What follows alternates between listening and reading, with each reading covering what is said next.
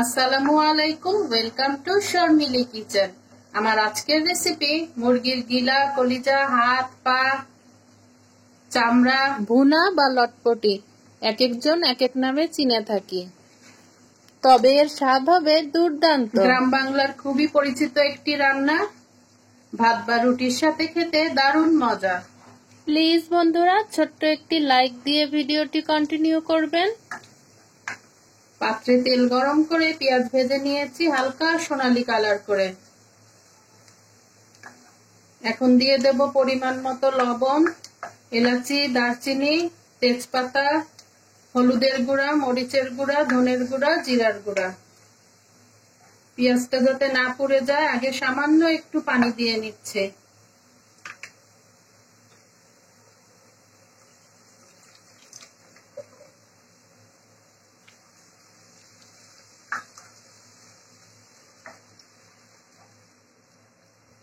পরিমাণ মতো লবণ, তেজপাতা, এলাচি, দারচিনি, হলুদের গুঁড়া, মরিচের গুঁড়া, ধনের গুঁড়া, জিরার গুঁড়া,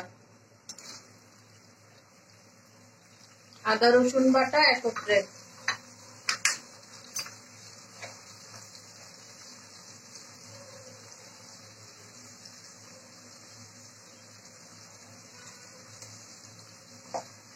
এখন মশলাটা ভালো করে কষিয়ে নেব। এই রান্নাটা একটু ঝাল ঝাল হলেই খেতে ভালো লাগে।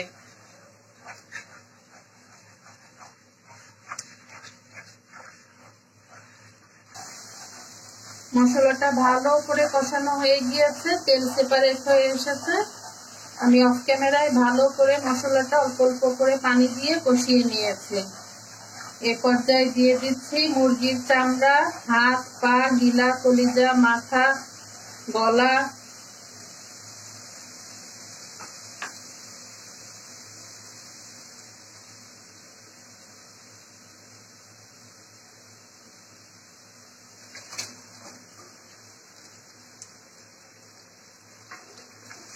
এই অংশগুলো রান্নার পূর্বে আমরা অবশ্যই পরিষ্কার করে তারপরে আগুনে পুড়িয়ে নেব। হাঁস যেভাবে আমরা পুড়িয়ে রান্না করি, মুরগির চামড়াও আমরা পুড়িয়ে রান্না করব। খুবই মজার একটি রান্না লটপটি। ভাত বা রুটি দুটোর সঙ্গেই খেতে দারুণ মজা। এখন ভালো করে মশলার সঙ্গে কষিয়ে নেব। এক্ষেত্রে একটি কথা বলে রাখা ভালো, মুরগির এই অংশগুলো রান্নার পূর্বে কিন্তু আমরা পুড়িয়ে ভালোভাবে ধুয়ে নেব, কারণ প্রচুর ছোট ছোট পশম থাকে এগুলোর মধ্যে, মুরগির এই অংশগুলোর মধ্যে। তাই আমরা এই অংশগুলো রান্নার পূর্বে পুড়িয়ে অবশ্যই ভালো করে ধুয়ে নিতে হবে।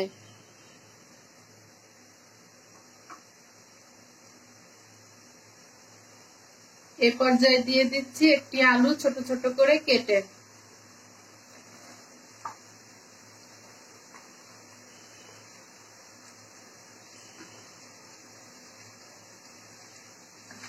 আলুর সঙ্গে মুরগির চামড়া হাড্ডিগুলো ভালো করে কষিয়ে নিচ্ছে।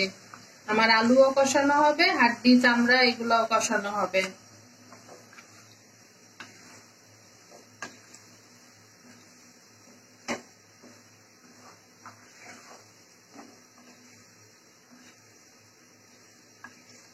আলুটা সম্পূর্ণ অপশনাল, কেউ পছন্দ না করলে শুধু চামড়া এবং হাড্ডি গুড্ডির অংশগুলাই রান্না করতে পারেন।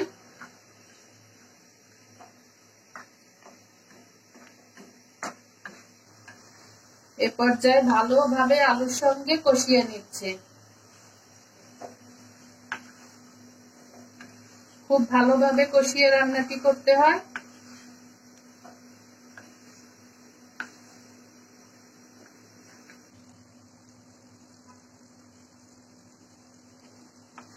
ফিরে আসলাম 10 মিনিট পর। আমি অফ ক্যামেরায় খুব ভালোভাবে কষিয়ে নিয়েছে। এই রান্নাটা যত কষিয়ে কষিয়ে করব, একটু ঝাল ঝাল করে, ততই টেস্ট হবে।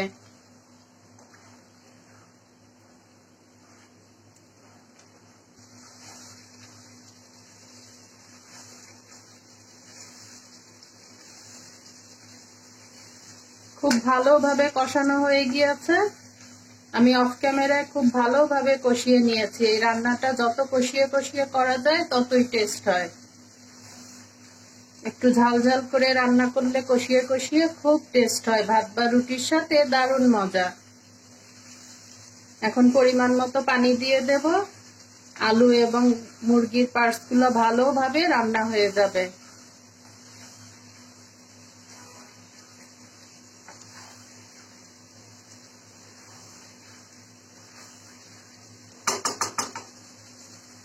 দিয়ে দিচ্ছি পানি।